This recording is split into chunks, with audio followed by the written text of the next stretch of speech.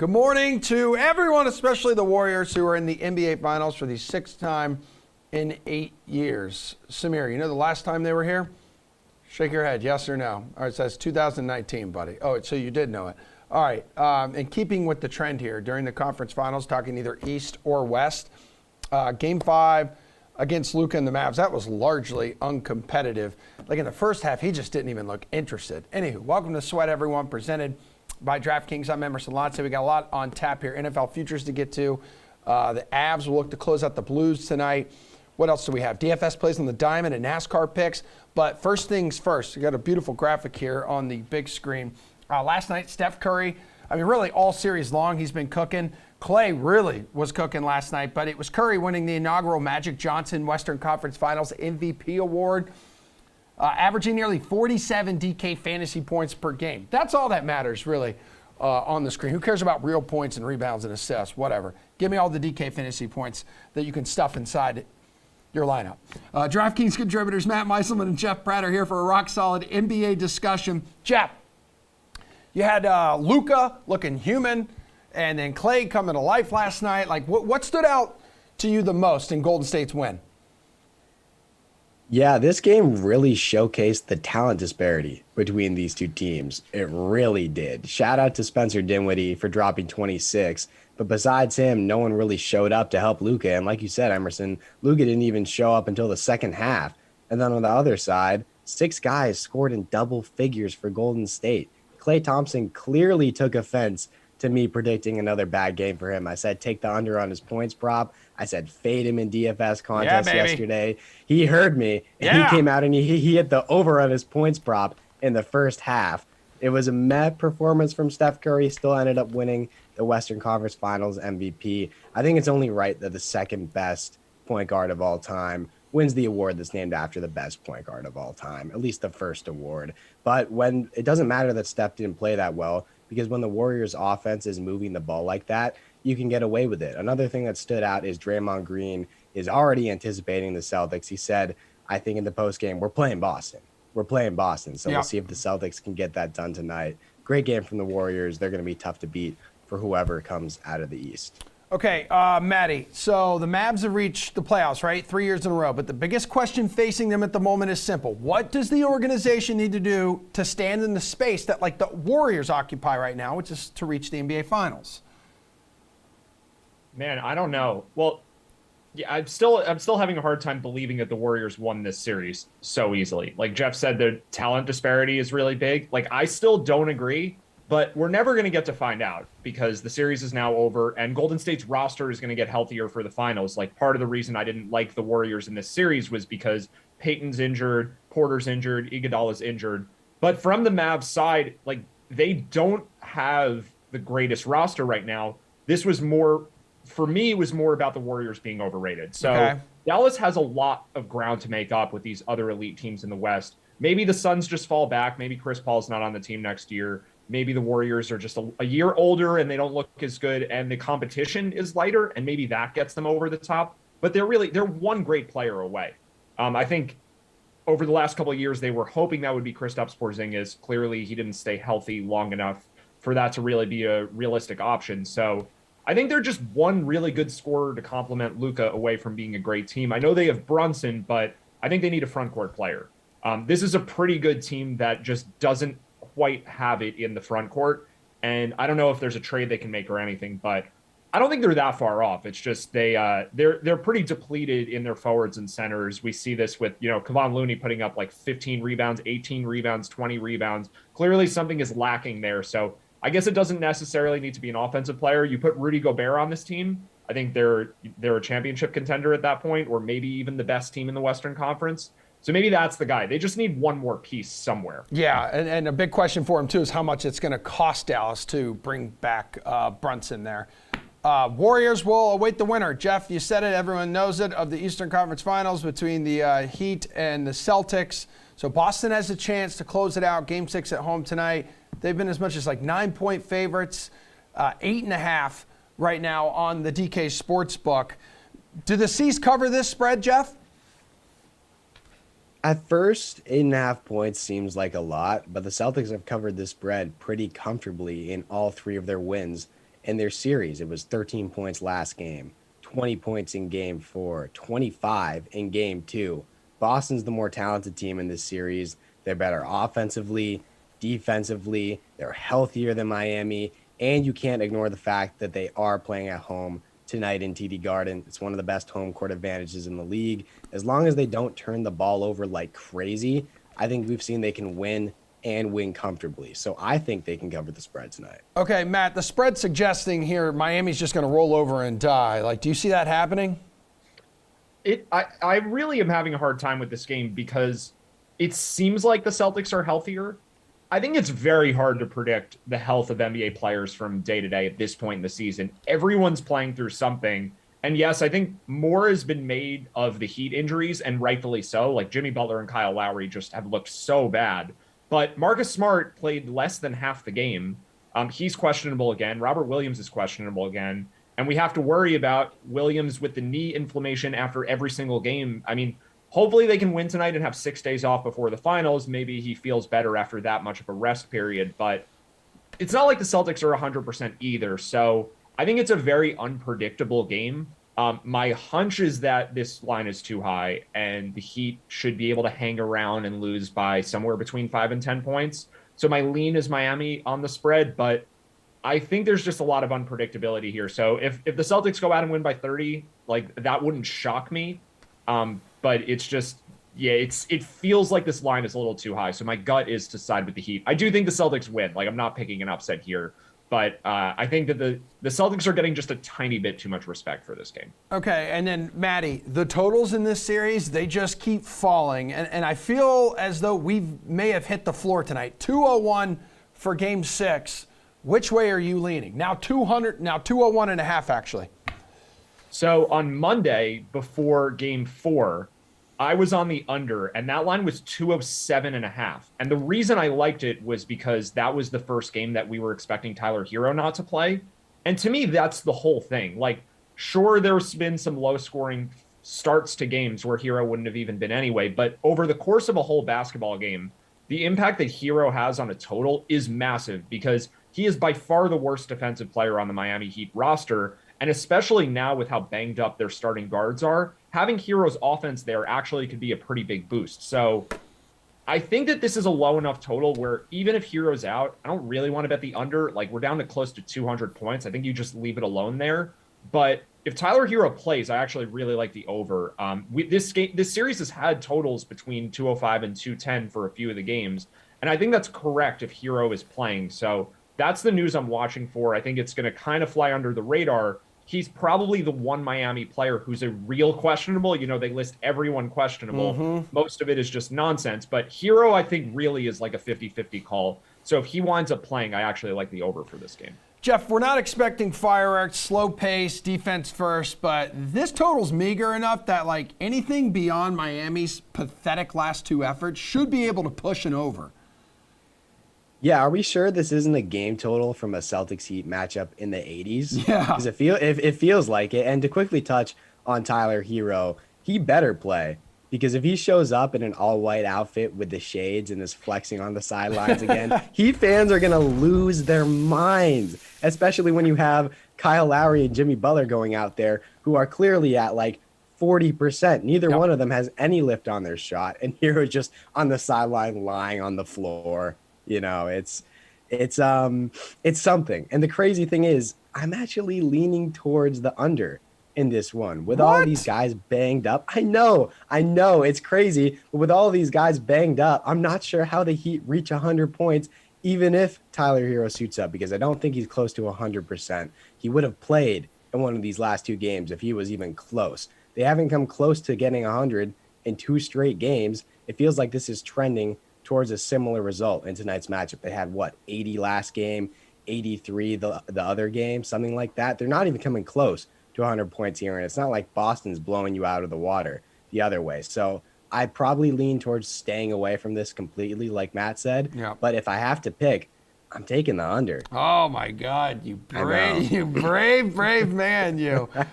Let's move on to DFS here, guys. We have a showdown for tonight. in the DK lobby. So who's your captain here, Jeff? So who are you spending 1.5 times the salary on, but you're also going to receive 1.5 times the points in return? I'm staying away from all the studs Yeah. in this matchup and picking a player who I think is wildly underpriced, which is Derek White at just 8,100. He's been absolutely phenomenal in the last 2 games, really harnessing the new dad energy ever since the birth of his son. Congrats to him. He's at 39 and 27.25 DK fantasy points respectively. Boston is relying on him more to lessen Marcus Smart's load. I expect that to happen again tonight. Like Matt said earlier, Smart only played around half of the game last time. I think we're going to see a similar output from him tonight. He's cheaper than Max Strus, who has shot a combined 0 for 18 over the last 2 games. He's also cheaper than Kyle Lowry, who can barely move out there, and he scored negative fantasy points in 25 minutes last game. This is a phenomenal opportunity to pay up for White and save to pay up at other positions. All right, what do you think here, Matty? So I guess like the homer in me wants to just say pick all the Celtics studs, and maybe in cash games that's the way to go. I think Derek White is a fine choice. I think Tatum and Brown are obvious choices, but in GPPs, I don't know that anyone wants to play Jimmy Butler at captain tonight. No. Kyle Lowry to a larger extent, I think he's damaged enough right now. You just don't do that despite how contrarian it is.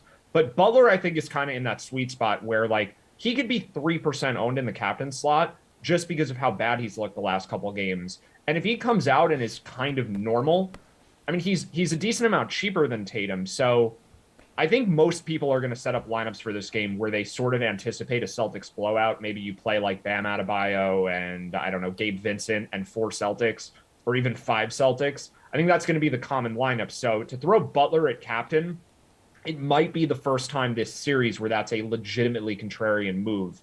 The larger the tournament you're in, the better it is for this strategy because it definitely comes with a lot of risk. And if the Celtics go up big early, like this move has no chance of winning. But in a close game, I could see Butler kind of having something of a resurgence. I don't think it's likely, but I think if it does work out, it has the potential to pay off really big. Yeah, even though he's clearly banged up after that knee injury, Miami's going to give him the ball, and they're just going to let him run the offense, and I don't think there's any question about that. Okay, so let's go value if you are going to pay up for captain, Matt. Yep. So it doesn't. I don't think this works to play both of these picks, like Butler with a guy I'm going to say here in the same lineup. But if you don't want to do the Butler thing, I think if Hero plays, to Jeff's point, like just looking at him, he just seems so disinterested, or at least interested in something else. He doesn't look like he wants to play basketball right now, but he could wind up being the healthiest main guard on the roster tonight, just having had 4 or 5 days off at this point. So this is there's a lot of contingencies here. We don't even know if he's playing yet, but Tyler Hero is only 6K, if we think that Butler and Lowry are limited still, the extra usage has to go somewhere. Like if those guys aren't going to take their normal amounts of shots, it could be Gabe Vincent, but I think a lot of people will play Gabe Vincent. So that's my concern there. So maybe it's Hero and maybe it's also Duncan Robinson. We'll see if he gets back out on the court. But Hero's really the guy that I think is the pivotal concern for me for this game, for betting, for DFS. I think it's a big deal whether or not he plays. Okay, Jeff, what would you do here in the value department? Yeah, I'm rolling with the other Miami sharpshooter who's quietly been finding his shot lately, and that's Duncan Robinson, as Matt mentioned late into his pick. He's had 25 and 21 DK fantasy points in his last 2 games. He's going to continue to see an extended workload with Strus, Lowry, and Hero so banged up. And the other thing is, I think we've seen more Duncan Robinson layups in this series than ever in his career, and that's because Boston is doing such a good job running him off the 3-point line and making him uncomfortable. In the long run, these easy Duncan layups don't do anything for the Heat, but they do plenty for his fantasy production. So at 3K, I feel like this is a phenomenal value option considering how many Heat players are banged up and how much I expect him to play. All right. Jeff, your gut's telling you this thing's over tonight? Yeah, I'll be in the building tonight, so it's over. Okay, well, make sure you text Julian Edlow because I think he's going to be in the building too, and he gets very salty when he finds out you're in the building and you haven't tried to contact him. Matty, this thing's over tonight, right?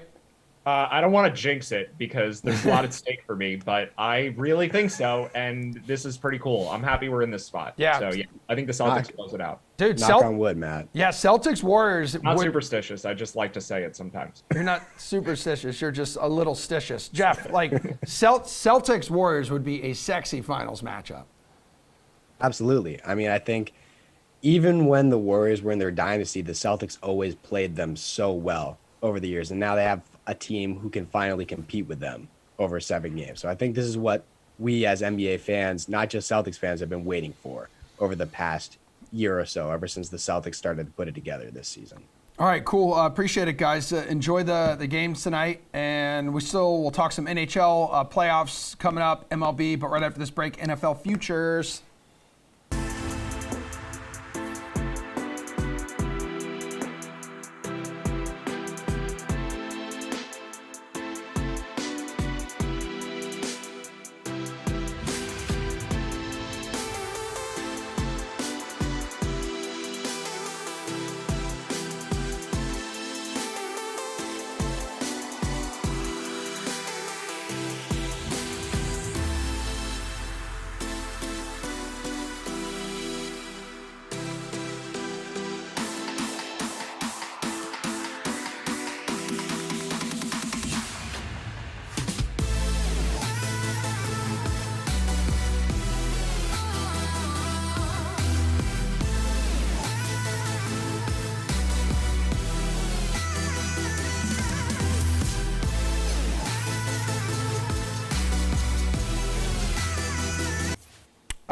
Because OTAs have started, it's extremely important to remind all of you watching right now, the MVP voting last season, it broke down like this. So Aaron Rodgers, 78% of the votes. I mean, TB12, he's almost 75 years old, still getting 10 of the 50 first place votes. And shout out to the one person who decided to vote Cooper Kupp as the MVP there.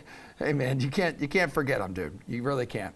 DraftKings contributors Jeff Ulrich, Pierce Dietrich in the house. Let's take guys. Wow, Pierce, you look nice today. What's going on? Celebrating America.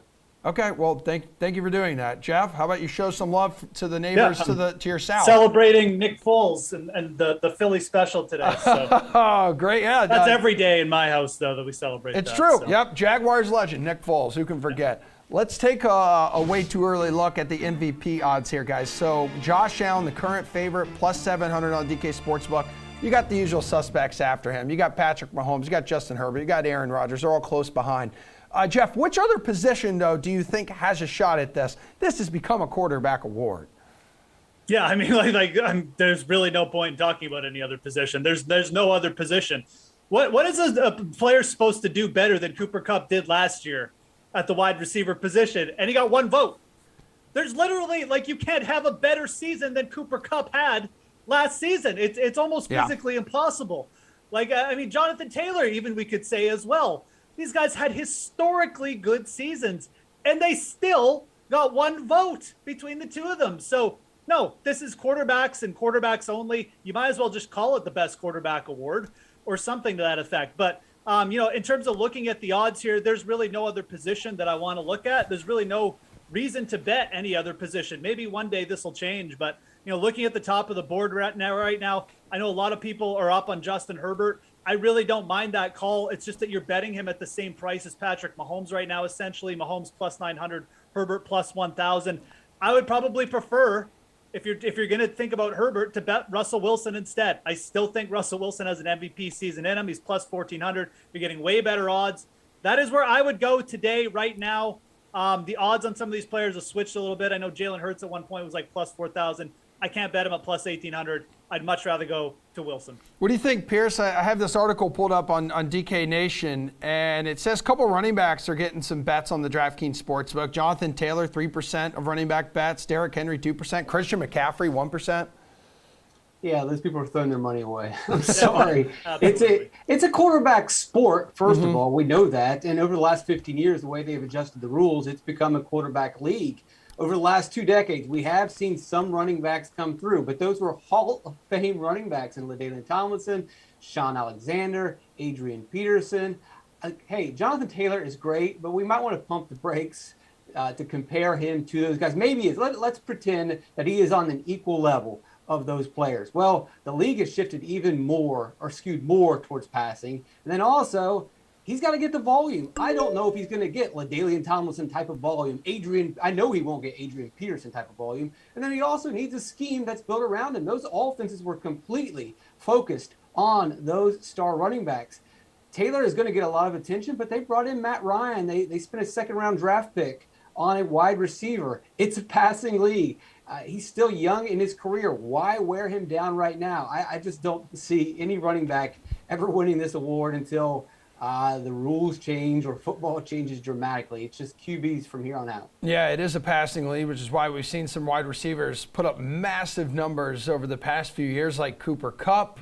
He leads the way here in the Offensive Player of the Year department, plus 800. Would he be your pick right now after last year's historic season, Pierce? No, I wouldn't go there. Look, we could see Allen Robinson turn into the star receiver that we've been waiting on. There's also the possibility that the Rams start running the ball. They've got these running backs that we kind of have believed in. They've dealt with injuries. This could be the year where Akers finally breaks out or one of the running backs takes over and becomes a star, and that eats into his workload. We could also see that offensive line regress with losing Andrew Whitworth. There's a lot of questions surrounding the Rams. And then also, that was just an insane season. There is just no, I mean, sure, there's a possibility that he could put up those numbers again, but he's got to regress a little bit. And as we mentioned, look, he put up some of the greatest receiving numbers ever and got a vote. So he might win Offensive Player of the Year, but I wouldn't bet on it right now. All right, Jeff, how about down here, man? Travis Kelsey, plus 3,000. That seems like some pretty good value. I'm not going to lie. No Tyreek Hill anymore there in Kansas City. Yeah, look, you're close there. We're in the right range. Travis Kelsey, a little bit too on the, like the wrong side of like whatever, 27, 28 for me at this point.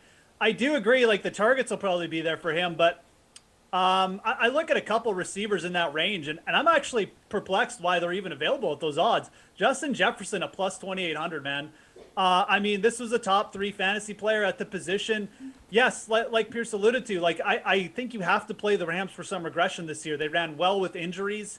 If Stafford misses some time, that's going to affect Kupp. Like he said, like the running backs will probably be a lot healthier this year too.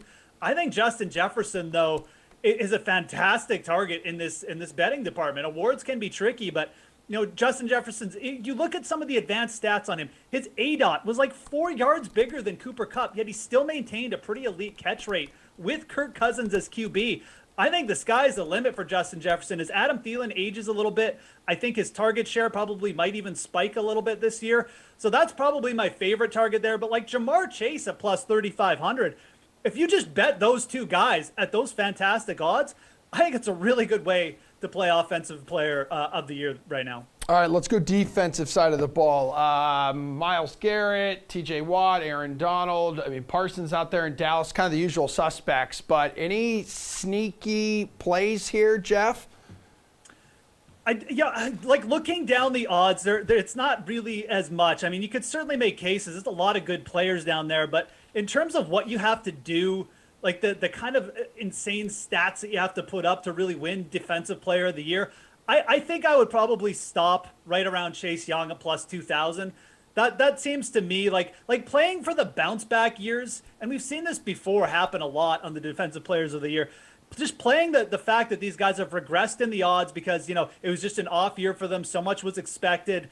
And then, now instead of getting Chase Young at plus 700, you're getting him at plus 2,000. So I think that the Washington Commanders, too, what do they want to do? Like, they keep bringing in these running backs. They want to play good defensive ball. They don't want to get in a bunch of shootouts. And they want to let, Chase Young try and take over the game and not let Carson Wentz lose it. I think that could lead to a really big season for Chase Young. Obviously, he's got to stay on the field. But, when we look at the top of the board here, a lot of these guys have had injury issues anyways. Why not play the guy with the longest odds in the field, we know has a ton of potential? So Chase Young, probably the bet for me. This one, I just don't think he can look as far off the top of the board, though, as he can for offense. Pierce, what do you think here about a Daniel Hunter? He's been a sack machine this 6-year career. I believe he has double-digit sacks, in 3 of his last 5 seasons, too. Well, the sack machine I'm going to go with, he wasn't a double-digit sack leader last season or the last couple, but he was several seasons ago. That's Khalil Mack. I'm surprised Yeah. to see him as high up on the order. But that, I think Vegas and the sports book believe in this guy, and I think there's a good reason to believe in him. Will he have the opportunity to pile up the sacks? Yeah, he's on a better look. He looked fine last year in the games that he played, and he wasn't really surrounded by a very good defense. Now he's going to be surrounded by a pretty solid defense. The offense is going to have to choose. Are they going to deal with Bosa, or are they going to let Mack run wild on them? They've also brought in the Chargers inside linebackers. They're going to stop the run, which then basically frees Mack up to go for more of the stats and go for the sacks and not necessarily worry about getting all the tackles. I think this team's going to win. You got to win. You got to have a good defense to win this award. And I think the Chargers are going to win. They'll get sacks. The defense has improved. He's surrounded by a lot of good players. He's not that old. He's not that far removed from his previous Defensive Player of the Year award. He's got the comeback narrative. I think everything is there. I was just surprised to see him be as close to the top as he is. While you guys are here, before you take off, the USFL season is still happening. There's only 4 weeks left in the regular season. Any DFS leans this weekend? Let's not forget the Birmingham Stallions. Everyone knows that's looking to remain undefeated. I love when you say it's still happening. Like, it is still happening. Some people forget about it. There's a lot going on in this world, you know? Yeah, okay, well, so what is still happening is Trey Walker and Devin Ross are still too cheap. In terms of targets, receptions, receiving yards, they're at the top of the league. And there's really no explanation whatsoever for why Trey Walker and Devin Ross are cheap. So they're going to be people you'll lock in at wide receiver. And then Jeff's favorite, Reggie Corbin, and Darius Victor also top of the league in receiving, and for whatever reason, they're below 6K. So I think those are going to be your 4 chalk USFL plays. They're still chalk. Hey, Jeff, not only has Birmingham remained perfect, but they added that weapon to their offense last week, running back Bo Scarborough, okay, carried the ball 16 times in week 6, 105 yards and a touchdown. Yeah, that's right. I'm an expert. Former Detroit Lion, third-string quarterback, or running back, Bo Scarborough. Yeah, absolutely. Pierce is right. Reggie Corbin is still a pretty good play because Jeff Fisher will want to run the ball a million times, even though there's nothing to play for here because his team is terrible. But he'll be chalk. I think if you want to get a little bit, whatever we want to call it these days, you want to dial up the variance and maybe get a little contrarian. You have to target this Philadelphia Stars Houston Gamblers game. 2 of the worst defenses in the league. Case Cookus, who's apparently a thing and going to be starting for Philadelphia. I mean, going up against the worst defense in the league in terms of opposing quarterbacks. I like that. On the other side, like Isaiah Zuber, I believe former New England Patriot Isaiah Zuber, has put up like a really nice yards per reception, yards per target kind of rate here. So I think Zuber's in for a big game, and I think you could play on the other side. You play the cheap quarterback in Cookus. I mean, this is the game with like the biggest point total. It's got a whopping 44 point total here, which for the USFL is basically 65 points. So, I would target that game in tournaments this week. Houston's bad. I mean, there's no defense to be played on either side of that ball. Yeah, Stars are one of the highest scoring offenses in the league, but Jeff have allowed a USFL high 25.5 points per game. You're onto something. You have been studying your USFL tape. I'm like you. I'm just happy you're that perfect. they're still playing football. Yeah, absolutely. Okay. You two sit around, take a quick break because we're going to talk some NASCAR with you coming up. We still got MLB and some NHL stuff to also get to right after this.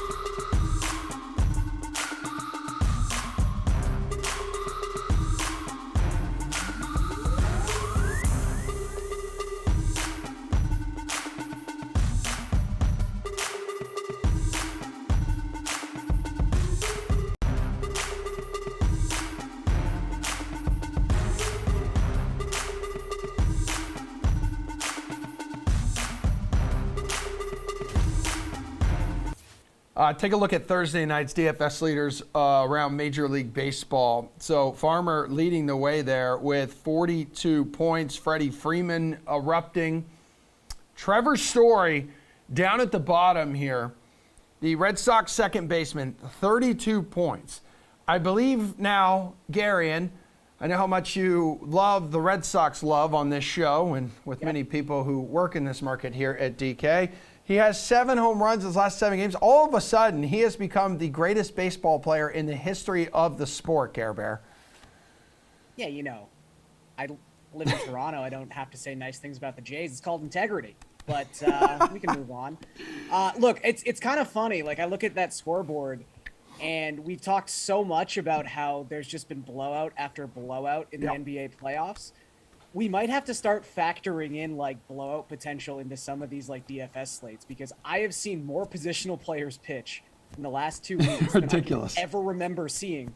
And I believe all 3 of the guys or positional players on that list did something against a positional player pitching yesterday. So it has just gotten to a hilariously awful point with some of these guys coming in the 8th and 9th. It's really insane. I mean, RotoWire's Eric Alterman, do you agree with that?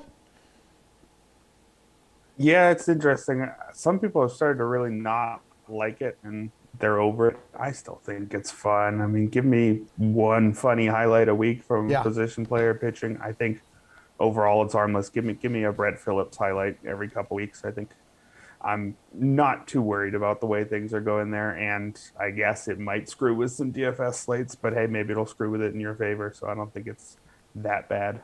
I mean, it's the argument of like you don't want to see a position player go in there and just start getting, smoked, and as a team don't end up getting down like 8 runs or whatever. Or get up. St. Louis has used the victory cigar position player a couple times this season too. It's crazy. All right, so you saw the only thing. What's up, I was Eric? just saying the only thing I want is for them to actually try harder. Give me somebody trying to hit 90. Give me somebody with a knuckleball. That's all we really need. So you had a couple pitchers on that full screen with top scorers last night. You got a pitcher on tonight's slate, Garion, over $8,500 that you like? Yeah, so I'm going to go back to the well with Shane Bieber against the Tigers.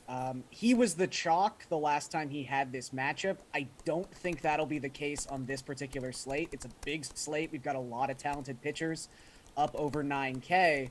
I think Verlander's going to draw a lot of ownership. I think Sean Manaea going up against the Pirates is going to draw a lot of ownership. So you're probably going to get Bieber at a relatively nice roster percentage.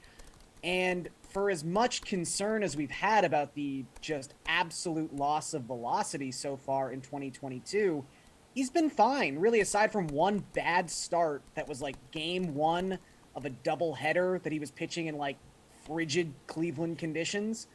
He's been perfectly fine. For the season, he's got a 3.25 FIP. His swinging strike rate is up at 13.2%. That is elite. He's generated a lot of strikeouts in his last couple of starts, negating, again, that one game against the Blue Jays. I just think Bieber's fine. And I think the Tigers in particular are the worst offense in baseball against right-handed pitching. They come into this game the lowest isolated power and lowest WRC plus within the split. So if Bieber's going to be this far below 10K, and I understand the pricing, I do, I'm just going to keep trying to take advantage of that. All right, who do you got tonight? Pitcher over $8,500, Eric. Let's go with Brandon Woodruff at 9,800.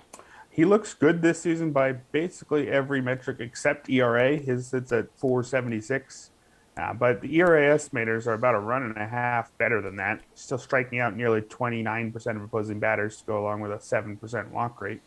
And he looks even better if you ignore his first start or two. He got knocked around his first start of the year, and he only had 2 strikeouts in each of his first two starts this season.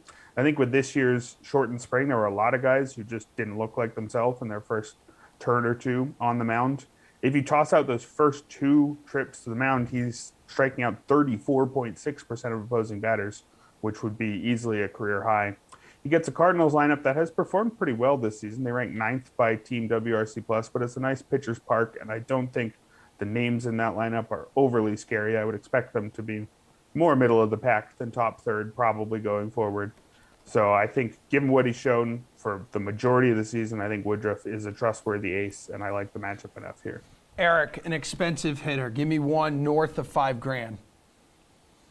Let's go with Vlad Jr., 5,100. At 5,100, if I counted right, which I may not have early in the morning, he's tied for the 36th most expensive hitter on the slate. He's having a down year, but I don't think anybody can tell me with a straight face that he's the 36th best hitter in baseball. That just doesn't add up to me. And in a down season, it's a 133 WRC plus. There's a bunch of metrics that say he should be having better results. He's underperforming his expected slugging percentage by about 100 points. There's some calibration issues, I think, with that stat this year, given that the ball's moving differently. But 100 points, I think, is well more than those calibration issues.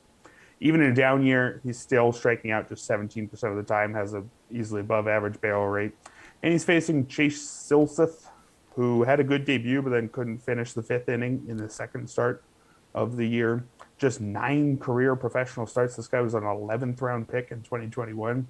Good for him for, being here and looking competent, but he is not in the tier that would make me at all scared of Vlad at this kind of price. All right, Gary, and who's your expensive hitter tonight? Well, because I'm a journalist and I can put my biases to the side, I will admit Trevor Story looks absolutely incredible right now. Look, it's hard to ignore a guy who's got a 483 isolated power since May 10th. He's got a 216 WRC plus in that same span of time. He's striking out a lot, but when he's made contact, it has tended to be really powerful, really dangerous contact. He's got 9 home runs in his last 58 at-bats. But this is more about the Orioles and the Orioles pitching staff. I know there was like a 2.5-week period at the start of April. We were all like, oh, wow, maybe they figured something out. Maybe it isn't just the fact that they absolutely mangled Camden Yards to somehow bring everyone's home run per 9 down. But Kyle Bradish is just not a major league caliber pitcher. I mean, it's a similar story to what Eric was talking about. You've got a guy who's just not quite ready to be where he's at and where his team needs him to be. Bradish has specifically struggled with right-handed bats, and struggled might even be like a kind term. He has been absolutely awful against right-handed bats. 3.77 home runs per 9 to opposing right-handed hitters. A 714 slugging percentage against opposing right-handed bats.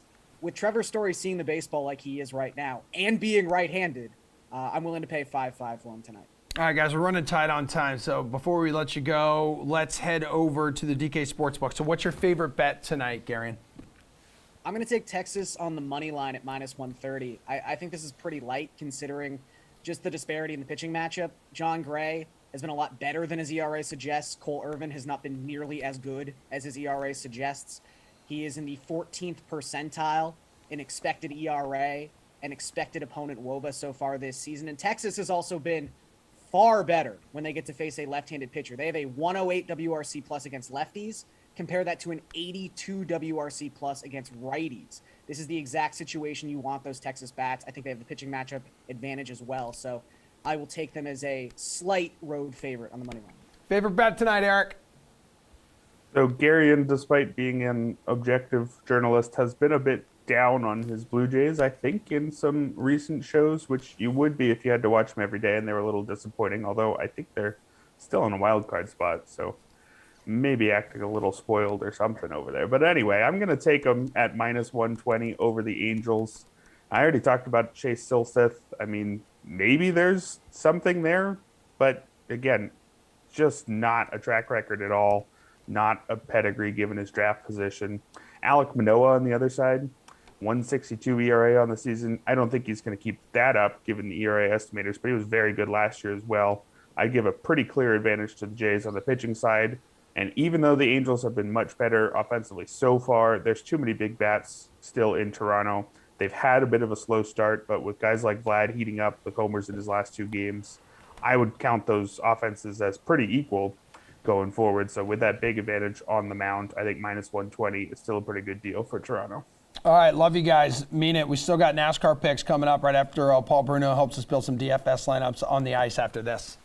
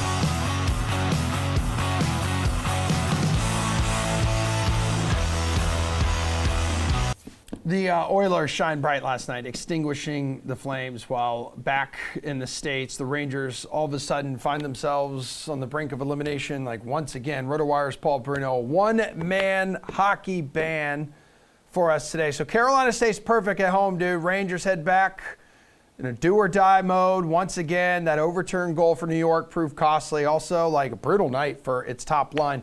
Why do you think they couldn't get it done?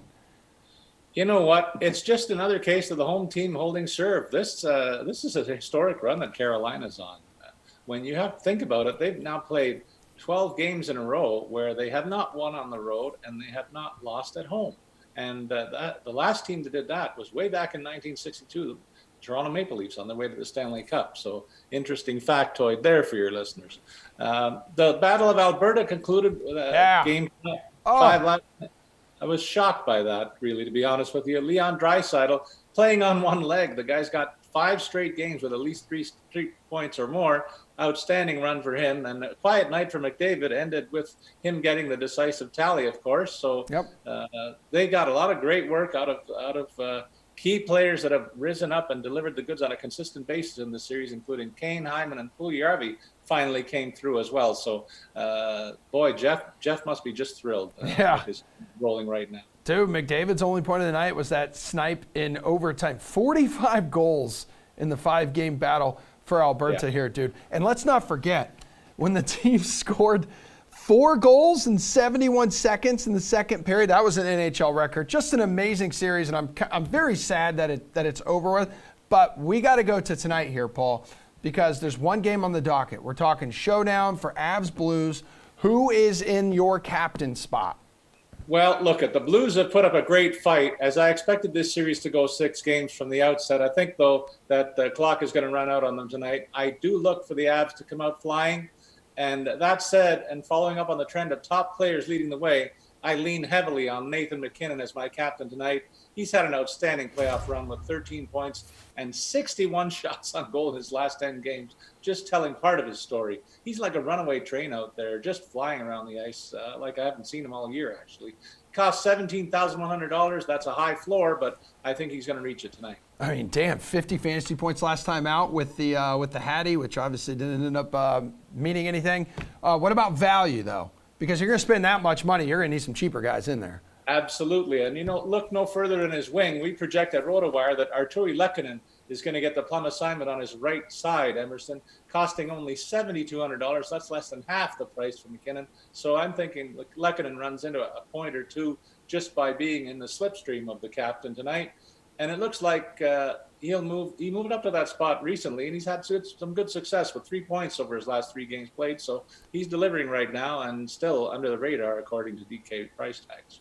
Okay, so what about fading? Is there anyone when you want to steer clear of, or even thinking maybe some kind of contrarian approach here? Yeah, it's a bit of a contrarian thought in my process, Emerson. I'm thinking it's going to be a high-scoring game, so I'm going to fade both goalies. Normally on a 1-game slate, you want to put a goalie in place to get the win. But I just think there's so many other shooters there that are going to be more rewarding in terms of the high-scoring nature of the game that I expect to see. So I'm going to stay away from the goalies this evening. Okay, now before you take off, let's go to the DK Sportsbook. Give me your favorite bet for tonight's game. Is this thing just going to end tonight? Yeah, I'm pointing to an ending tonight, and I'm going to do a parlay. I'm going to say Colorado wins, and they go over the goal prop. I'm going to say even trying to find an alternate prop for more than 7.5 goals. If you just bet that alone, you're going to get a nice plus 195 payoff. I'm looking for like a 5-3 final score here. Yeah, it's the over seems to be trending here. So like it's 9-2 in the last 11 meetings, 5-0 in the last 5 in St. Louis, and also 4-0 when the Avs are road favorites. So I think you're onto something here, Paul. Hope you enjoy your weekend, man. Thanks for helping us out. We appreciate it. We got one more block to go after our final break. NASCAR picks with our NASCAR panel of Jeff and Pierce.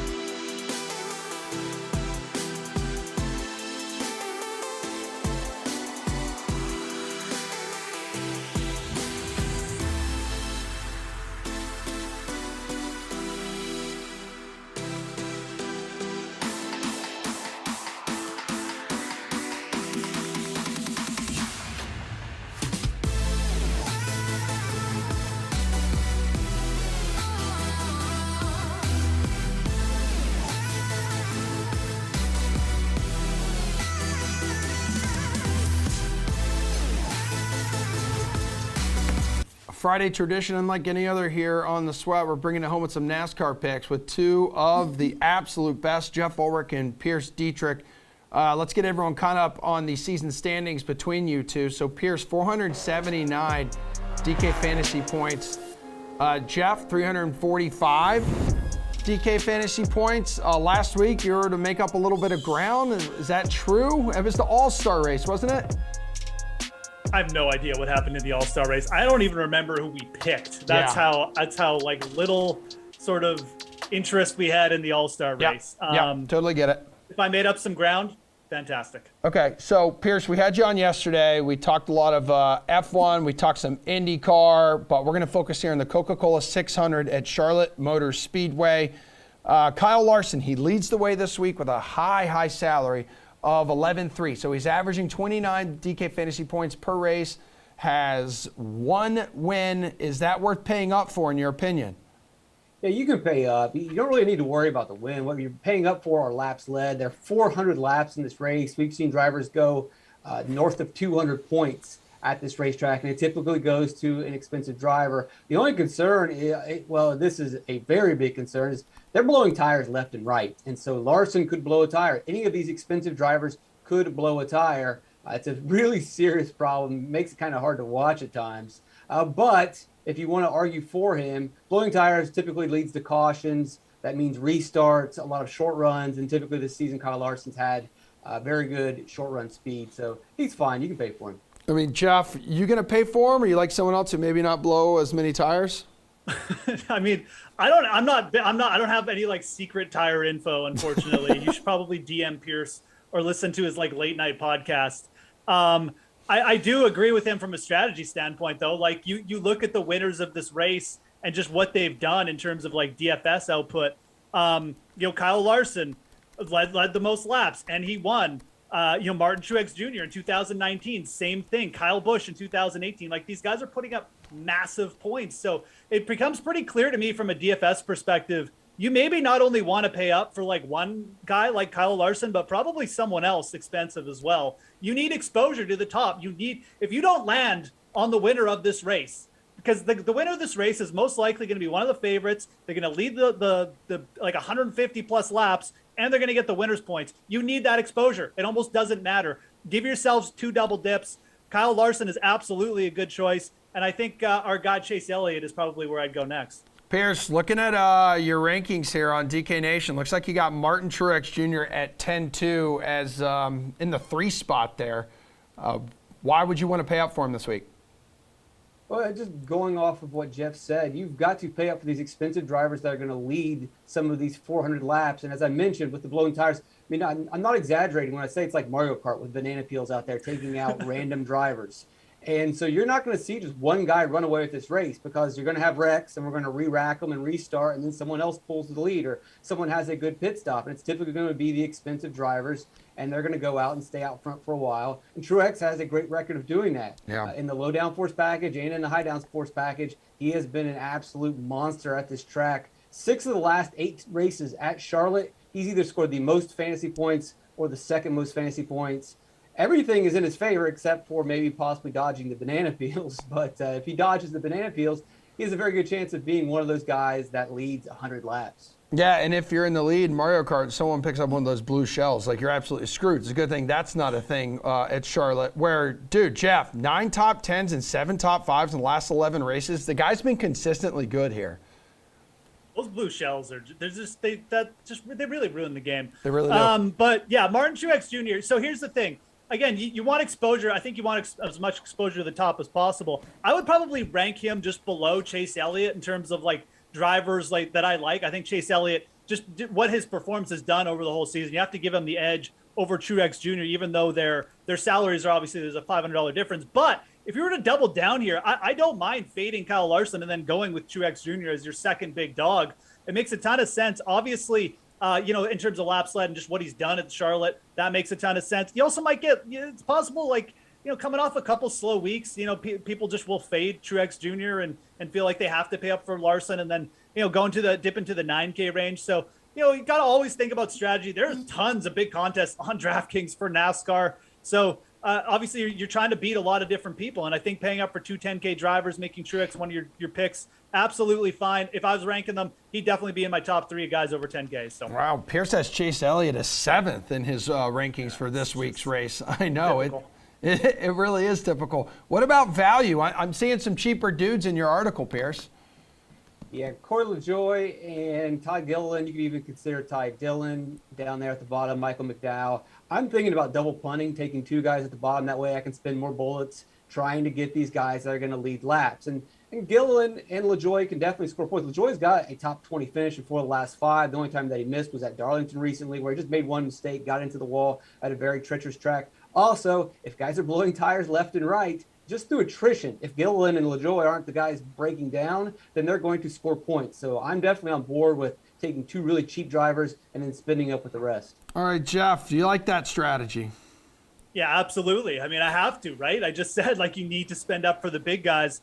And again, it's just a matter of, like, we're just trying to cover the field here. So yeah, it's just like you're playing the top of the board. You want exposure to a couple guys.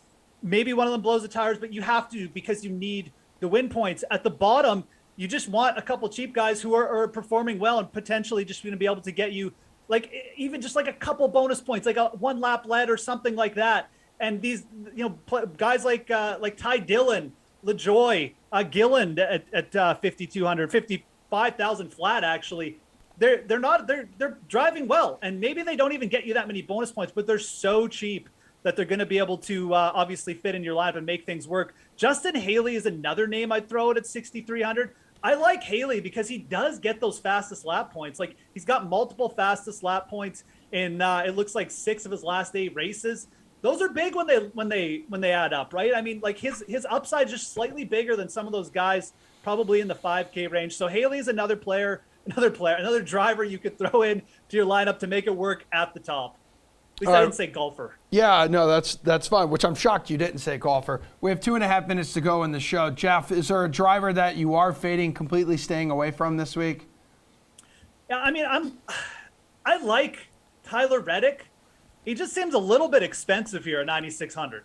Like, I think if you're going to get your Tyler Reddick exposure, maybe just bet him in the outright department because he's around plus 1,400 on the DraftKings Sportsbook. But for DFS purposes, it does seem like, again, I mean, you just look at the drivers underneath them. And if you're going to go in that range, I mean, Logano, Blaney, you're just saving so much money that, again, the purpose here is we want to get, the exposure to the 10K guys. I think fading Reddick is fine. I like him, but again, you can kind of hedge if you like him too and leave him out of DFS and just bet him on the outright department. All right, Pierce, what do you think? Yeah, we can't cross anyone off. Maybe when we see qualifying and then we know upside, then we can downgrade a couple people. But as I mentioned, these tires are going to take out random people. So we're going to see drivers that don't deserve to finish well. Also, when you blow a tire, we have a restart. Restarts on a very tight Charlotte track lead to even more wrecks. I expect carnage and chaos. That means I really can't cross anybody off early in the week. All right, this is it, guys. This is the moment of truth. Who is your best DFS play for the Coca-Cola 600, Pierce? Kyle Busch, you may remember last week I predicted that he would win the poll, and he did. Yeah! I also predicted Tyler Reddick would win the poll. He won the poll as well. And the reason why was because Kyle Busch has an insane pit crew. Look, I hate to break it to you guys, but these races aren't really decided on the track anymore. For the most part, they're decided on pit road. Who has the best pit crew? We're going to have plenty of pit stops because of all the cautions. That's a huge advantage for Kyle Busch. As long as he doesn't blow a tire like he did in the All-Star race, he was winning that race and going to run away with that race. He should run away with this race. Expect cautions, restarts, wrecks, big pit crew. Like, to make a golf reference, imagine the Masters driving, approach, none of that mattered. It was just putting. Well, if that were the case, and it was just a big putt-putt event, you would pick the best putter. So it comes down to pit road. I'm picking the driver with the best pit crew. Well, you made that easy for Jeff Ulrich to understand. Quickly, Jeff. Very easy. I would not pick Will Zalatoris then. I'm going to go with Chase Elliott. He's been really consistent all year. I think that speaks to the fact that hopefully he does have a big, good pit crew. I haven't been necessarily doing the research in that regard, but Chase Elliott, good real driver rating as well. I just think that, with the more laps, Chase Elliott is going to break through here again. He's looked real good this year. All right, dudes. Appreciate you, man. We got to take off. That's all the time we have. Madden's coming up here. Chiefs, Broncos at high noon. Glash, Lamarca, Buke. So we'll be talking a lot of baseball tonight on a Friday edition of the Slate at 5 o'clock. We're off Monday, Memorial Day weekend. Have a safe weekend, everybody. We'll see you back here 11 o'clock Eastern time Tuesday morning.